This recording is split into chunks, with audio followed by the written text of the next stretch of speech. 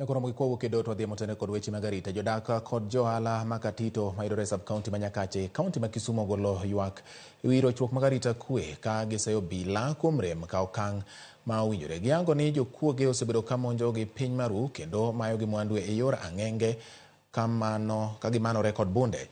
Jopinygo nyo kao koda ka chike lwetgi kendo wang'o achiel kuom achije adek manyo omonjo jaohand duka moro e kar saa 3 otieno mane piny orugodo kawuono. Gidwaro ni obila owuog oko marakore kod kweth njore makoro konore kendo rocho ohala.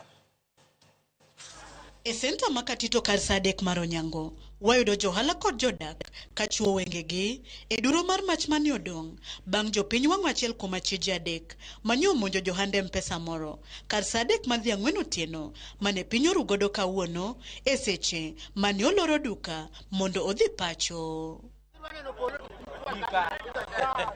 Jawalano mane omonji yango kod lit kaka masira nojuke wach ma jopiny ne otielo ka kuro rochruok marita makatito kendo kwedo okang' mamalo ka giseyo obila kuom yulo e tijgi.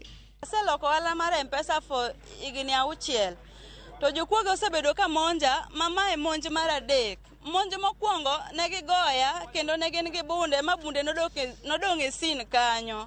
Pesa ne gidhigo. Mar ariyo ne giyudo kijanda mane tiyo kanyo mane gibaro wiye marach kabisa. Ne gidhi gi gimoro amora. Kendo mar adek ni ne gimonjo jaoda kama ne tiye dho M-Pesa koloro M-Pesa kendo ne gimonje mane gin gi risasi ne gin gi bunde. Aloro kasiwuok e ot to kago dhot kiful tariora. Kariora to ng'ato wuok gi toka to mako bag na ng'awe goka kae. Omako bag to ng'isa ni bag ndo tunataka. Kora nawe ni ng'ama samoro walo koda. Adhi mbele gi shughuli na nikech ok na ng'eyo, ok na paro no nyabero ni en ng'ama rach. Koro tokeno ka ng'iye ating'o wiya malo ng'iye tayudo ka en ng'ama kia. To apenjana to ng'ama kia tanyalo tugo go nade. To tie pol cha ka ng'iyo to ng'ama chielo chung' gi bunde ka menya kamae.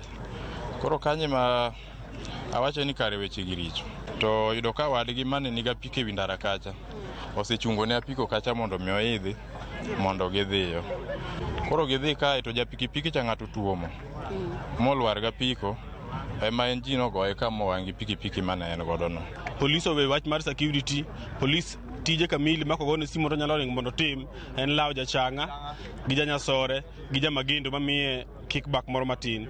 To weche mag security makuo to ok gikonywa kabisa nikech iyudo ka jokuoge ma hinyowago ema gibedo go bag otieno gi madho go kong'o be mamiyo gi pikipiki kendo giringo godo. Koro kata kidhi report wach mar kuo to police ok nyal react. Jokuoge timo marach gin nyithiwa to ok ber ka nyathiwa gima loso kendo chako kawo. Ok ber wadgi thagore manyo to chako mae. Oyogi kedo kod maundu makatito chalo kamae. Akwayo mana mondo mi gino chope giko nikech nimechoka kuvamiwa. Kila wakati natafuta pesa wanakuja kuchukua. Wagombo mondo mi wang'e ni bunde manyo tigo ni owa kanye to en bunde namba di. Kendo agombo mondo mi nonro timre matut. Gima hinyo wani gik moko timore to gik moko kik timo mana mandhem. Waseamua ni onge jakum ibiro maki titero ka police. En maki gi negi. Koro be decision ne in ni biro lokori koso tekni. Wakwayo mondo mi polisi mosebudho mondo mi transfer. Polisi achiel ok dak kamoro monyomb muti. Ging'iyo gi jokuoge ma ng'iewo ne gi kong'o. Jokuoge ma katito kae ema gigore go simu. Akwayo ni sirikal mondo lok jogi miwa polise manyien manyalo miyo warita mong'e tich monego giti.